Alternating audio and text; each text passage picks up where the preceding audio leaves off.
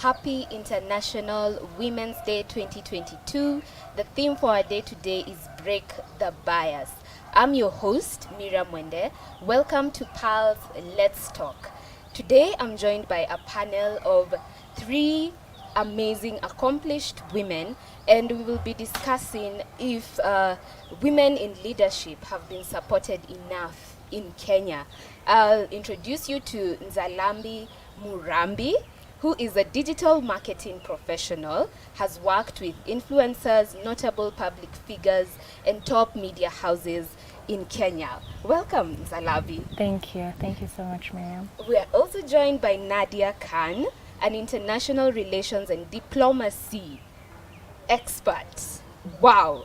And has vied for the Nairobi Women Rep position. She's currently still in the political sphere, helping with campaigns for this year. Welcome to the show, Nadia. Thank you so much for having me. Thanks. Welcome. And Doreen Wasike.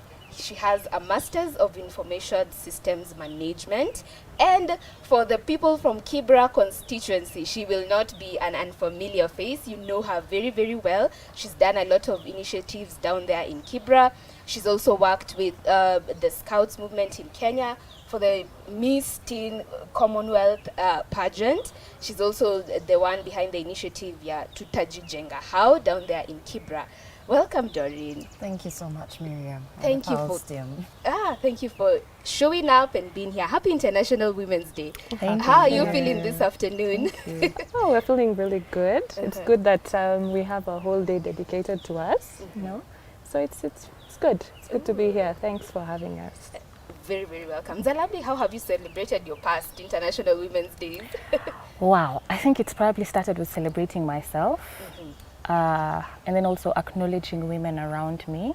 That's probably how I've celebrated International Women's Day in the past. Oh, very, very, very nice. And Doreen, how have you celebrated the International Women's Day? Interesting question. Just the same way as Zalambi, start with self, celebrate the women around us, but do not forget the men who are also our support system who make us to be who we are. Oh, very, very, very nice. So men out there, you can hear us. We're still appreciating you. I invite you all viewers to drop a comment in the comment section. You can just tell us Happy International Women's Day, or you can give us a remark on what you think. Do you think as a nation we've done enough to support women in leadership? And ladies, we can get right down to our discussion today. I'd like us to make reference to the disturbing video that went viral yesterday of a woman being assaulted in our city in broad daylight and by a majority of people who were men. What comes to mind for you when you see such a video? What do you think about it? You can start with Nadia. When I watched that video, I must say that it really broke my heart. I actually had tears in my eyes. Because one thing we don't realize is that today it's her, but tomorrow it's going to be my mom.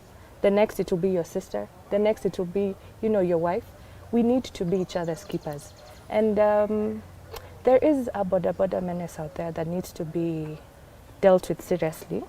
Just the same way we had an incident with the Matatu some time back. I'm not too sure when that was, but a few years back.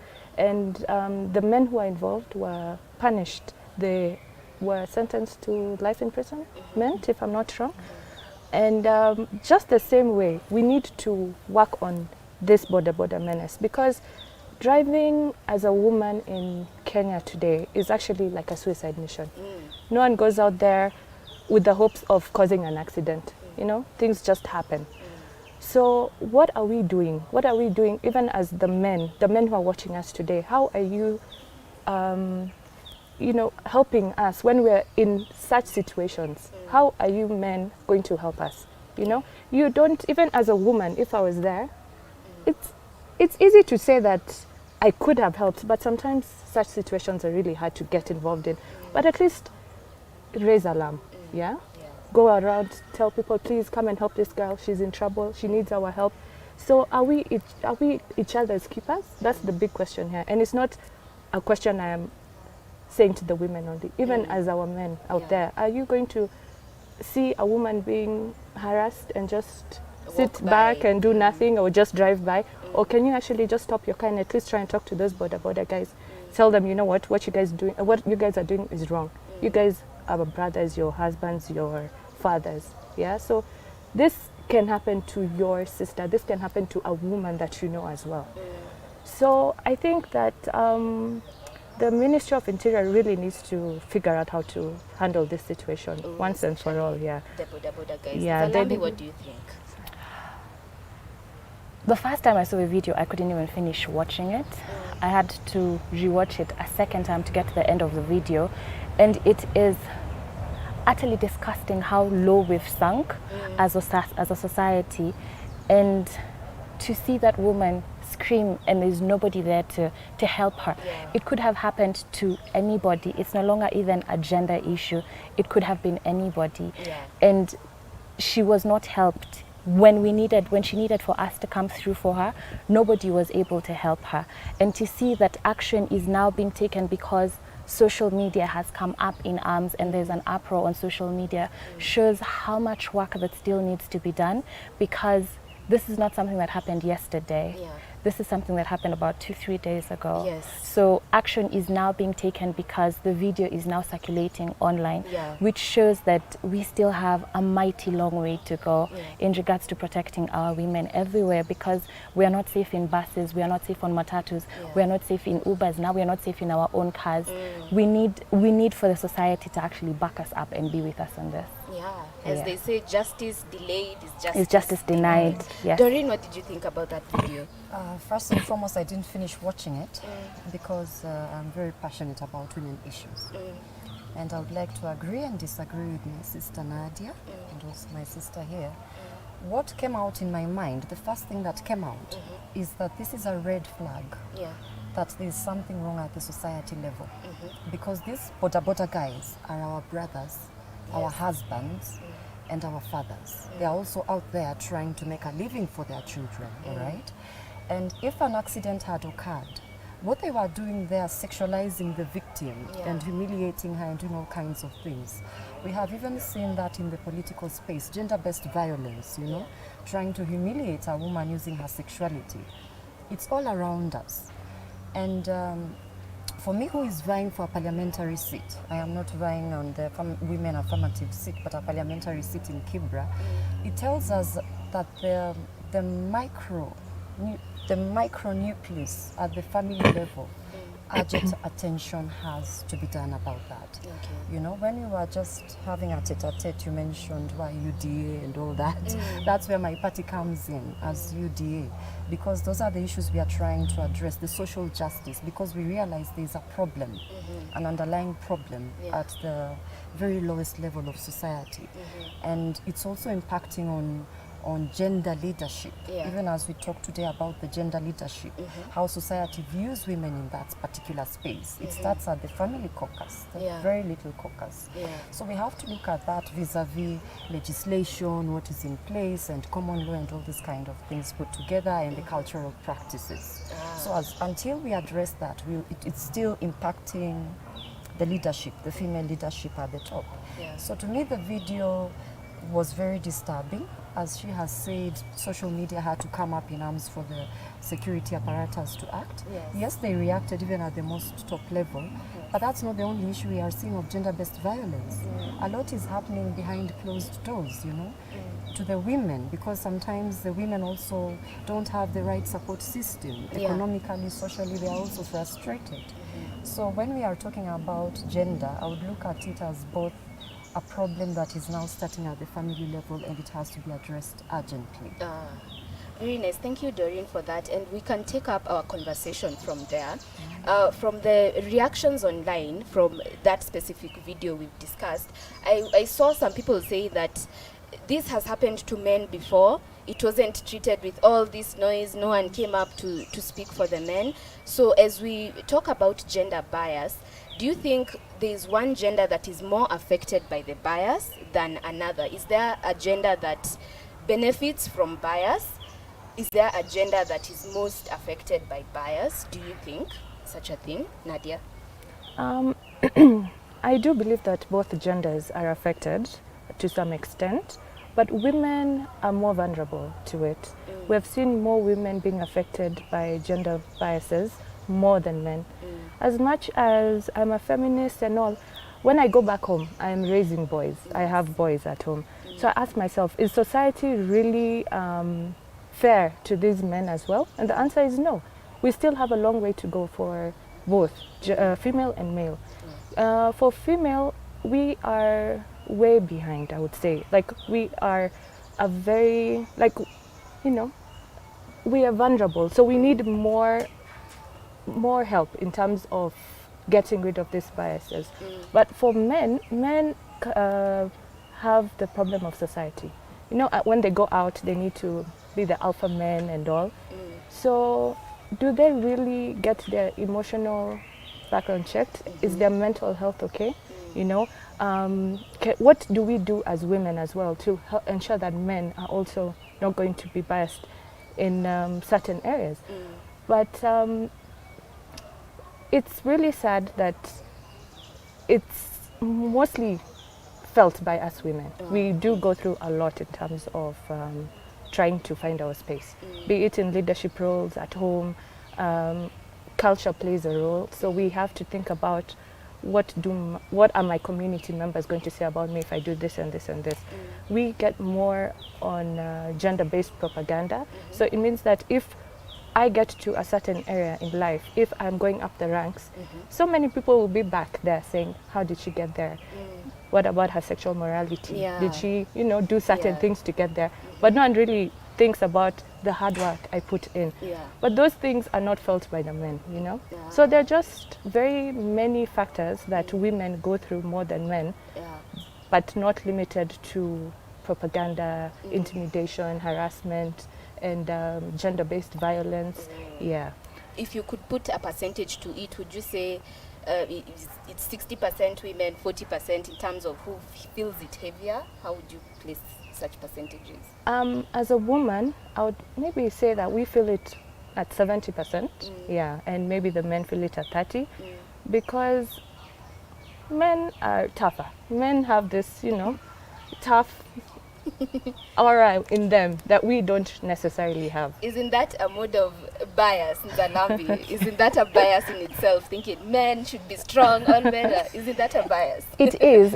It is some form of bias, because a real man is told they have to be physically and emotionally strong at all times, which also digs into why we have an increasing number in men facing mental health challenges, because men are the hardest to talk about the problems that they're facing.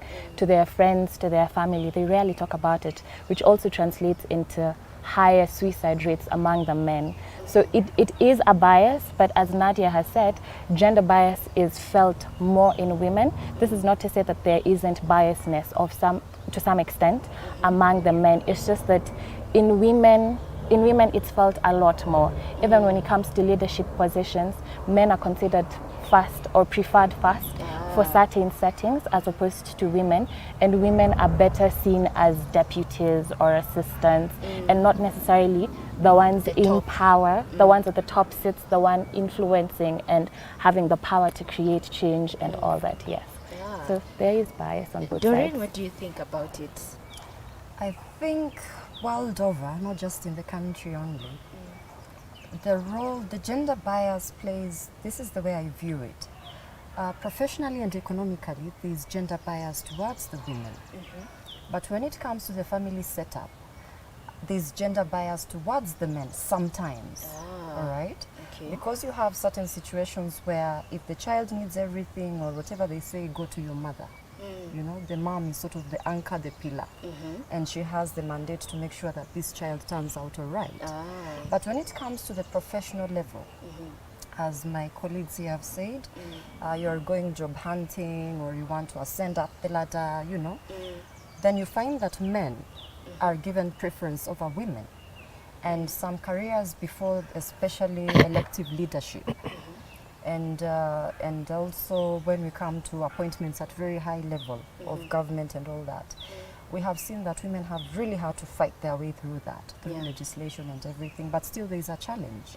And for me, the way I view it, the challenge is not just at the legislative top level, but still we come back down to the nucleus, the family nucleus, like I said, the perception of those women in leadership.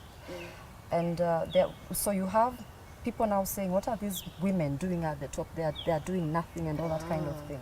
Now, to some degree, the women at the top, as legislators and all that, also we have to pull our socks up. I'm not yet there, but I'm going to be there soon. Because I'll give you an example in 2019, where Zuleka had to go with a baby in parliament. Yes. Now, imagine she's a parliamentarian. Yes. And she has to go with a baby in parliament. Yeah. Because what? The parliament does not have a creche or a nursery. Yeah. Okay? Yeah. But they are the parliamentarians. And this comes down all the way to this woman who is in a corporate space, you know, she wants to head a department and she's of childbearing age. What are you telling her? At the government level, does it mean at the top of decision making, you won't have women who are of childbearing age? So you have the legislative part and the environmental part. Okay, so if the environmental part is not favoring women to grow, yes, we are struggling with the legislation, but there is a gap on the implementation and the environment, then these women will shy away, even if they are educated, and because then they'll be thinking, I have to choose between having children and going for this seat. I have to postpone my ambition, you know. And it's still here with us. So now this is a challenge that the legislators have to work hard. In my constituency in Kibra, these women have to go and wash clothes for people. Watafute kibarua. 3-year-old is taking care of a 5-year-old. That is the true situation as we speak now. Yeah. Now, what do you think will happen to these children? They are those tomorrow's men and women Yes. we are seeing where they have been taught that society is vicious. Yeah. So I'm not a social scientist, but when you just look at the holistic picture, it is a ticking time bomb. Yeah. So the legislators then have to look after, you know, they have to, while they are creating the environment, as they are pushing for the 2/3 gender rule, they have to make sure they give the women at the grassroots reason why they should vote them in, even if they are not vying on affirmative action seats, because there is a real danger on that. It's like a symbiotic relationship. Yeah. So as until we come down to the lower levels, and that's why again I'm vying on the United Democratic Alliance. I keep repeating because it's about social justice. Yes. The people are the pyramid, then going all the way up. You have to create a need, assess this need, even if you are not creating the need, but assess the needs of these people. Yeah. And as you're doing the legislation, Yeah. you're ready for the challenges that come with the implementation. Thank you so much, ladies.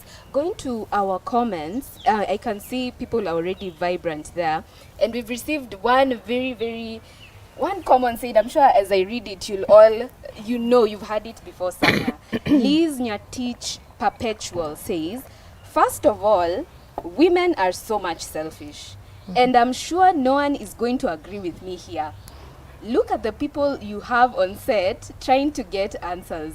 We are not going to get answers we need from this conversation. Ladies, could you defend yourselves on that comment? Nadia, what do you think? I actually don't understand where this is coming from, because we are women for women. Yes. Yeah. So the whole point of us being here today is trying to encourage more women to get on these leadership roles, more women to, you know, push themselves to the limit. Yeah. We have always been at the back. So what are we doing as women to ensure that we hold each other and go to the front? So it's true, to some extent, we see that women are selfish. Yeah, what she's saying to some extent is true, because we have had cases where we would rather have a male boss than a female boss, or we would rather, if you're out A there, male gynecologist over a female gynecologist. or if you're out there, you'd rather have a male policeman stopping you as opposed to a female police woman.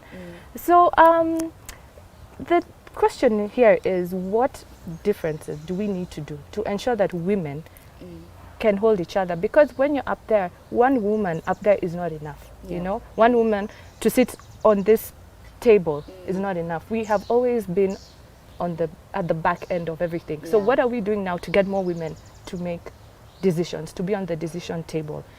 So as women, we need to understand that we need to uplift each other. Yeah. There's nothing stronger than when women unite. There's nothing stronger. That's why we see even something as small as a chama. You know, when women come together, great things happen. Yeah, that's just how it is, and that is how it will always be. So we as women just need to understand that once you support a fellow woman, you have empowered a whole community, you have empowered a family, because we carry so much on our backs, more than the men in the community. So, Liz, women can be selfish to some extent, but we're here to tell you that this is not the way. This is 2022.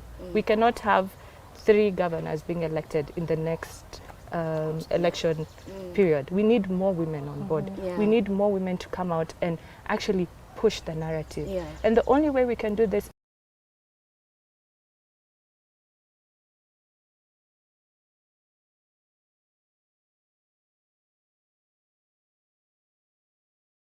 in the morning to go out there and queue in lines to vote in people. So what are we doing as women? What are we going to tell our kids? You know, what examples are we giving to the next generation? Yeah. So what we need to do is change the narrative right now. Yeah. If it's not now, it will never happen. Yeah. So we need to make sure that we are the first lot that can change this. So we need to see more women. And then also another point is that more girls graduate. Every time there's a graduation cycle, we have more women graduating. So why is it that these women cannot go up the ladder? You know? Yeah. But the thing is, we just need to find the right support system. Yeah. And the right support system starts with us Alright. as women, because we form the majority, we form the backbone of the Yeah. community. Yeah. That we're Nzalambi, Liz seems to insinuate perhaps she's been intimidated by your very strong CVs and the rooms that you've been able to access. Maybe that's where she's coming from, and thinking that you're removed from the conversation of what an ordinary woman in Kenya is facing. Do you agree with her? Are women who have access to those spaces selfish? I could from a stretch see where she comes from, but just because we've gotten to the positions we're at now does not mean that we're now ignorant to what other women behind us are going through. Liz, you probably need to look at it as we need women to get ahead for them to be able to pull other women up. Because the men have been in these leadership positions for a very long time and they have not done much for us. They've not done things that we can write home about. We need women to be able to pull each other up. Yeah. It is not selfish, because the conversations do need to happen for action to start happening, for the playing field to be leveled. We cannot continue when women are still being oppressed, when a woman would still be underlooked, even when her qualifications are the same as a man. A man would still be preferred because a man is seen as rational, objective, competent, and a woman is seen as emotional, tender, and caring. We still have a very long way to go, and one conversation is not enough. We all need to rally up to be able to take strides further ahead. But we have not just gotten here we didn't just wake up, start, and get here. It's taken so much work to get here. It's taken a lot of effort and a lot of competing and a lot of proving yourself and a lot of, you could be in rooms and men do not think that you're in that room to sit at the table. They think you're in that room, I don't know, maybe to take notes as a fixture, or you're holding a seat. So we did not just wake up and get here. We've done so much to get here, and we do not want the door to close behind us, which is why these conversations are needed. Very important. Yeah. Doreen, even as you've been in the political sphere, you're down there in Kibra actually meeting these women on a day-to-day. What do you think of a comment from Liz? First of all, thank you, Liz, because it means you're also interacting with us. Yeah. So it's already a conversation going on. And that's already the beginning of a step, you know. If it was all silent, then we would be worried. Yeah. Or all claps, then Yes. we would say we are not doing much, okay? And I will tell Liz this. Even the women who are at the top are still having challenges to assert themselves. They have to walk in the shadows of men. Let me pose this question to Liz. How many parties are owned and run by women? How many? And I think Martha Karua has really tried by being stable, and we have seen where sometimes it has cost, I think 10 years she's been out in the cold. Yes. 10, 15 years. Yeah. And the only time she was successful it was when she was under the shadow of a man Yeah. during the Kibaki regime. Yeah. And we saw the women who are our female leaders are now aligned to one side or this other side because they have to keep going in the shadow of men. If you go alone, we go back to the element I've been talking about, Yeah. the expectations and the societal, the societal cultural conditioning, how Yes. they view women in leadership. Some cultures are not yet even ready for women in leadership. So when she talks about women being selfish, they are not selfish. Sometimes they are also trying to assert, before they pull these other women, Yeah. they also have to get their strength. Yes. Okay, I will give you an example. The affirmative action seats, when they were conceptualized, there was no funding. The members of parliament had their little kit in CDF. It's during President Kenyatta's tenure that the NGAF was added to add value, so that at least women could have little running capital. So that already tells you that even if we are having the legal framework in place and the constitutional framework, Yeah. implementation is still a challenge. Yes. So maybe Liz would have expounded some more on how selfish we are, but it has been proven socially that women are more democratic in their leadership style. They empower others as they go. Men are more autocratic. Yeah. So maybe Liz has had a bad experience. We cannot speak on her behalf. I wish she would have Expounded. expounded. Let's invite Liz. Please post to us another comment after hearing what the ladies have responded to what you've said. Do you feel convinced? Do you feel like they are really part of the conversation, that they feel it as much as you feel it? Please drop a comment there and let us know. And to maybe give the rest of our viewers a bit more context to who you are as leaders, women leaders in our country, could you tell us instances where maybe you or other women leaders that you know of have experienced this gender bias in their roles? Nadia, do you have an instance in mind? Yes. Mine comes in when I was running for office in 2017. And I remember that during my time, I would put banners up, during the campaign period. I would put banners in front of institutions that I will not want to mention them, but in front of institutions that have very strong cultures where women should not be leaders. So I'll put it up today, and when I'm passing that tomorrow, it's down. Yeah. And I saw that at least 3 times. I put up 3 banners, and every time I went there, they were down. Why? Because they do not believe that women should lead. Women should be at home. Women should be the ones taking care of their families, but no woman, especially from where I'm from, should lead. No woman should be a leader. These are things that are set out for men. So it was very challenging on that. And then also the campaign period can also be hostile for women. So there are areas in which you cannot go to, unless you are protected by men. So you cannot just walk freely as a woman in certain areas. And so there's the hostility, there's the culture, there is the... they don't even want to see you trying to get there. They don't see your poster. Then there's also family responsibilities for a woman, because before you think of actually going out and doing something, you need to think about, who are these little ones I've left at home? Are they well catered for? What if I do this? Because this is very time consuming. So do I have a support system that will allow me to push on and go for this dream of mine? So also you need support from family, which many women don't get, because there's no much support. Politics and leadership is also a very expensive thing to get into. So do you have the financial support? Because also in parties, many parties would prefer male candidates over women. So you'll find that the male candidates are supported more than the women, except for maybe the affirmative seats. So all these do play a big role in gender biases for women. So as a woman, we do face a lot more than men. So it's really, really tough, but these are the things, like, we just need to get out there and push and look for our space. We do need to look and push harder, but our space is going to be found eventually. Zalabi, have you experienced gender bias? I have. As a young woman in business, I'm constantly asked, so who's funding you? So do you have a sponyo? Like, how much do they plug into it? Where did you get your money from? And young women in businesses have such a challenge even just getting credit from banks even, because we are not taken as seriously as our male counterparts. We have to prove and overprove why we are worthy of loans and that we're actually going to pay it back. When I left formal employment, I'd have questions of, so you're leaving employment to go into business. Will it work? Are you sure? Have you done your research? Oh, no. Are you sure you won't want to get back into employment? And you see, this kind of questions are not questions that are asked to men.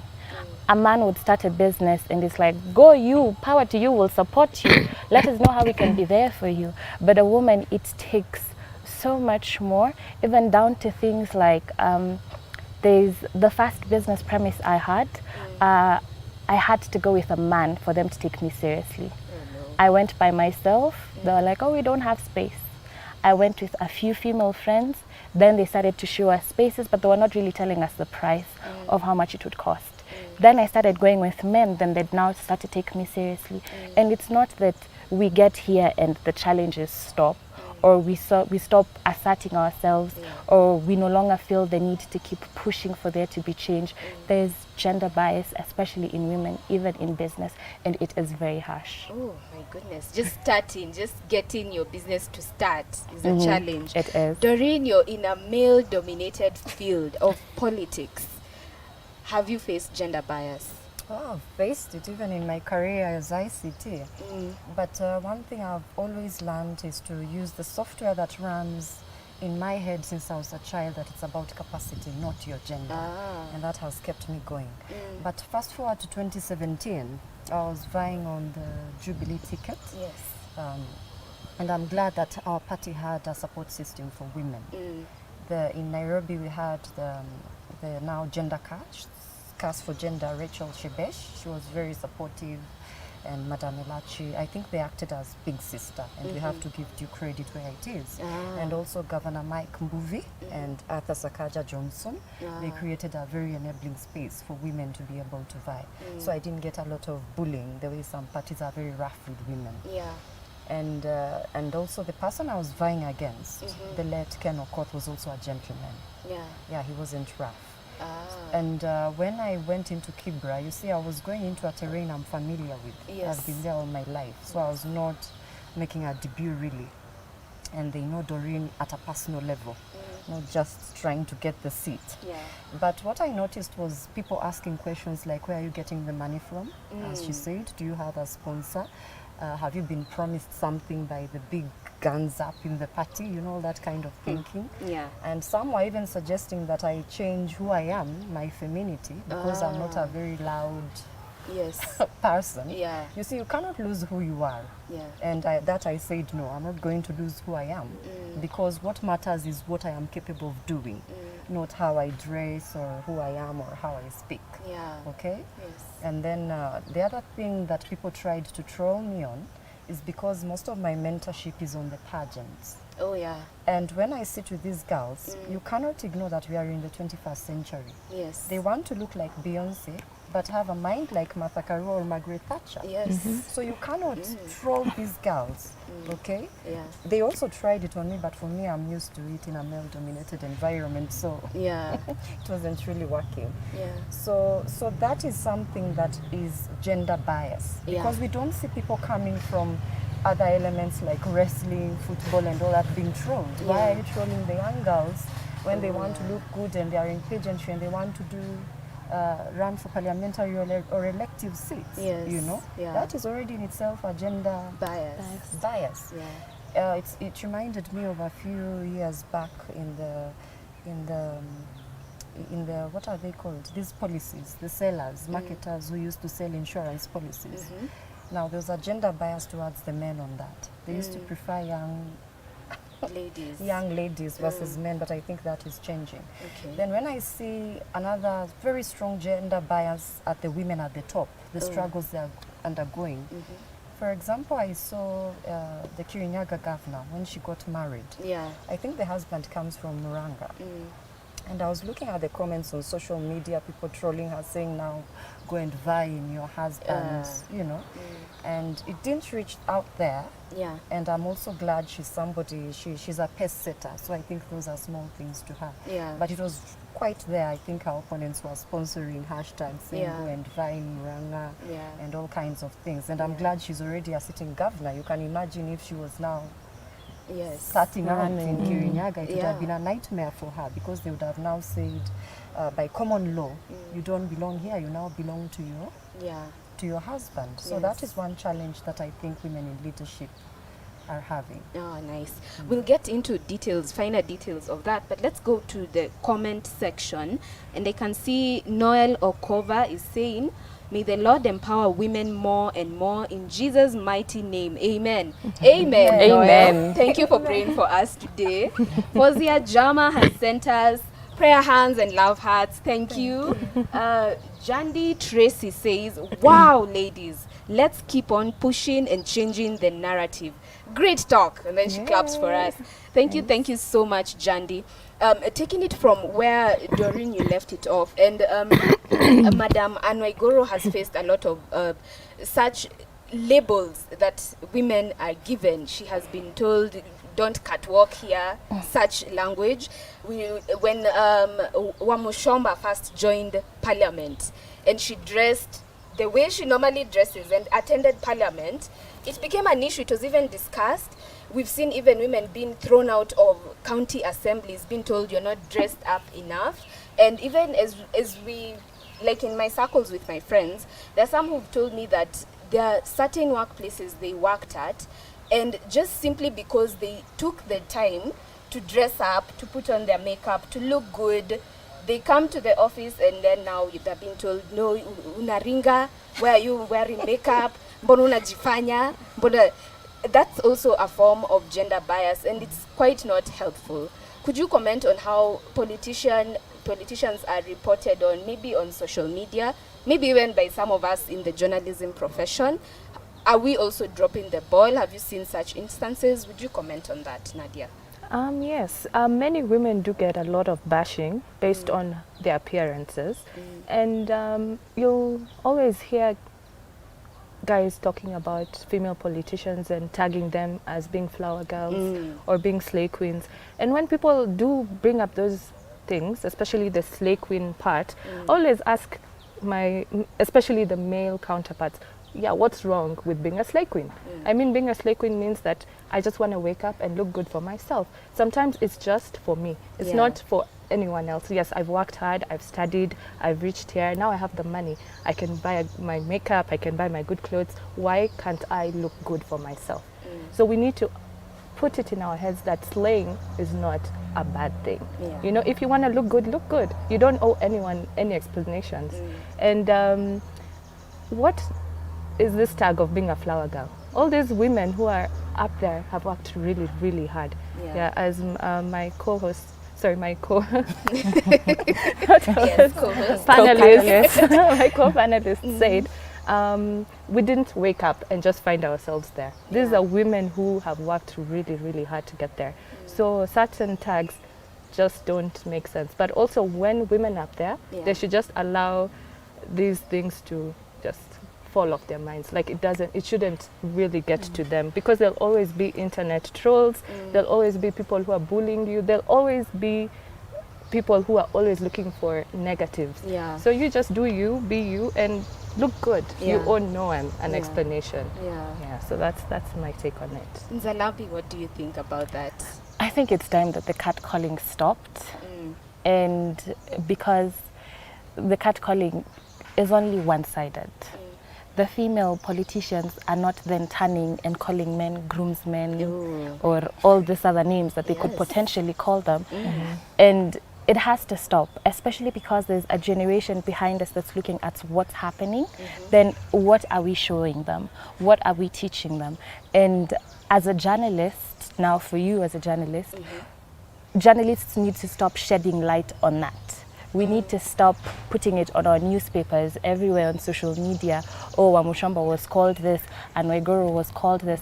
It needs to stop, because then it's like we're enhancing it. Yeah. We are enabling them. We're creating an enabling environment for male politicians to be able to demean a woman to whatever level they choose to, and there'd be no repercussions for it. There'd be no action taken against them. Let's just take a wild example of if, say, one day one of the female politicians wakes up and calls the president something, a demeaning name, or one of the presidential aspirants, then all hell will break loose. Yeah. All men will get up in arms. Now they'll be the ones on the streets Yes. walking and saying, you cannot call our leader this and that. So it has to stop. The catcalling has to stop. There is no good way to put it. There is no proper way to paint it. It just has to stop. Yeah. Doreen, you are in the sphere, so you know even deeper details than we could even imagine. No, I think, as my panelists have said, the Yeah. catcalling has to stop. But what worries me most is when the boundaries are crossed and now the catcalling stops there and you want to humiliate women using their sexuality. We have seen people going beyond the boundaries and getting into the women in leadership, into their private spaces and their private lives, and posting things to do with their private affairs. Yeah. And the men do not get as much bashing as the women. All right? So this now destroys a person's psyche, morale, it destroys home, and I think now that borders towards gender-based violence, you know, Yes. because it starts all nice, catcalling, you know, you're a Yes. flower girl and all that. Yeah. Then somebody's having an affair with someone, and the journalists may not report it in written, Yeah. but they may take a photograph insinuating, okay, that the two are an item. And then suddenly we see people saying, oh, these are leaks of a particular politician. So now that the boundaries are now being crossed, it is now turning into gender-based violence, because you are now crossing the boundaries, you know, going into Miriam's private lives and wanting to know who she was with, compromising photographs that may even break her home and break her stature in public. So yeah, that is a big problem that has to be addressed. Thank you so much, ladies. Going to more comments. Sophia Lelikiboni Gerald. Go Stacy, keep creating awareness. I'm proud of you. Who's Stacy? That's my first name. Ah, That's my first Stacy. Okay. Milton Lucheri has responded to Liz Nyatich Perpetual. And Milton tells Liz, why don't you look for fellow slay queens and implement what you are telling us here? dear. Reduce the venom. Ladies, what do you think about that? A guy has... Well, we did not completely agree with what Liz was saying. And maybe we can start addressing it from there. In your own spaces, because you're women leaders, how do you break the bias? How do you end such venom? Nadia. As I mentioned before, we really need to be each other's keepers. As we all know that being a woman in society is hard enough. So we don't need bashing from fellow women. So we need to, instead of bashing and, you know, calling names and all, we just need to hold each other's hands and move forward together. Although it's not as easy as it might seem, but a small, you know, small steps Yeah. do make a difference. So where are we starting as women? Hold each other, walk together. Let's unite as women, because I do believe that when women unite, it's just a very, very strong force. Yeah. And based on that, also, I'll talk about the men. You know, also men do face a lot of biases within the society. Yeah. So how do we as women help these men to feel like they are free? So from the family unit, what we can do is create a vulnerable space for them where they can come and, you know, have someone to listen to them. It shouldn't always be us looking for them to listen to us. Sometimes they need to be heard, you know, but they cannot go and tell their friends out there. So what do we do as mothers, as wives, as sisters? We need to create a very vulnerable space for them where they can come home, talk to us. If they need be, they can cry, because I do believe that sometimes men also need to cry, Yeah. you know. Everyone needs to cry. Everyone It's reaches cathartic. a breaking point. Yeah. So we do need to look at it on both ways. We support women on this side, because as a woman, if I'm even in a gender-based violence relationship, I can just go and talk to my friend, and my friends will be there, they'll hold me, they'll cry with me, Yeah. they'll do what needs to be done to make me feel better. But a man cannot go out there and tell his fellow friends that my wife beat me up, you know. So what is it, as the women closest to these men, what can we do to make the society a better place? Yeah. So on one side, we need to support women where we can, and on this other side, we also need to create space for men to feel like they can, you know, break out Yeah. and actually talk to us, and we should be able to understand them, because they do also face a lot of challenges at work, Yeah. in society, you know. So we really need to balance Yeah. time for both male and female. Yeah. Yeah. Zalabi, what do you have to say to Milton? It is not right to harshly bash what Lee said. Not all women will be at the starting line at the same time. Not all women see the picture clearly at a go. And, you know, maybe Liz is in a setting where she's feeling oppressed based on her gender. We Yeah. wouldn't know what setting she's in for her to feel we're being selfish. I believe maybe we should just see where Liz is coming from, guide her and point her towards the right direction, as opposed to pulling her down Yeah, further. yeah. Just lift her up, help her see that this is where we're trying to go, this is what we're trying to achieve. Can you get on board? And maybe even point her towards ways on how she can get on board. Yeah. Yeah, we shouldn't be helping her dig her grave Yeah. deeper and deeper. Okay. Doreen. Yeah. I couldn't agree more with the panelists. Yeah. I do not want to repeat what they have said. Again, it's about people's circumstances. People express themselves based on the circumstances and their journey in life. Yes. And I think Milton has been a bit harsh, because Liz was expressing herself. Yes. She was having a conversation, Yes. feeling that maybe I do not resonate Yeah. with the team that is seated there. Yeah. You know, we don't know why or Yes. how or the dynamics, Yeah. but we cannot judge her. But what is important, she spoke out. Yeah. Because if we don't get feedback, how will we know how Yes. to make it right? Where the gap is. And Milton, who I know is also a good friend of mine, I think that was not a very polite way To address the to address situation. Liz. But Yeah. again, it goes back again to cultural conditioning. Yeah. There is a very critical issue of cultural conditioning, because some cultures are very heavily patriarchal, Yeah. that they don't even realize that when they are addressing a woman, Yeah. they are addressing her in a demeaning way, because that's how they are used to doing things. That's how Yes. they grew up. And that's why when we began the conversation, I kept talking about the family, Yeah. right at the family level, at the core, how the father relates with the mother. Yes. You know, how the father creates the environment Yeah.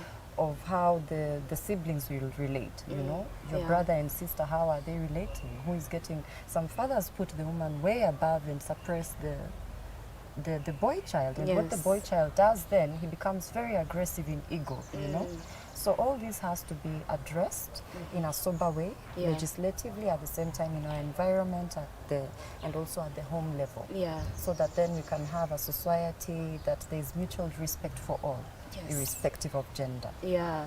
Thank you so much, ladies. And as we close up, I'd like you to tell us, who are the women that you find have broken the bias that you've watched? It could even be yourself. You feel like you've broken the bias, but highlight some of the women out there that some of our viewers, maybe even Liz, could watch and see the strides she's making in leadership and how she's overcome the challenges that we've spoken about. It could even be men who have broken the bias, who are fostering spaces for women to be empowered and for women to lead. Nadia, who are the women you watch? For me, I break this question into two. One being the political space, and one being my own personal life. First of all, in the political space, I really admire Martha Karua. If I was to choose someone to mentor me, it will definitely be her. I have admired how she has done her policies and how she has been in the political space. She's a tough woman who doesn't beat around the bush. She says it as it is. She has never really looked for favor amongst men. She has always stood for what she believes in, and that is one thing I admire her for. And for my personal life, my mom is my shiro. Like, she is my female hero. She is so many women in one. Like, Lord knows that she struggled to see us through. And even when I was running for office, there are days I used to wake up and I would just be like, you know what, I want to give up. I cannot do this anymore. And she used to tell me that you're going to do it because you've already done it. You're already here, so we need to push. So she was that backbone of mine, what I needed. And also my family support and everything. My sister-in-laws, I have amazing sister-in-laws who I can count on day in, day out. So my sister-in-laws, my mom, my brothers, they've all been very supportive. But today, as Women International Day, I'd want to really appreciate all women who are doing the little they can or the much they can to make the society a better place. And also like single mothers, women who have their footing and who have really pushed to ensure that they get things done. Now those are the women that I want to celebrate today. Awesome. Thank you so much, Nadia. Yes, Nzalame. I'll start with women who have paved the way.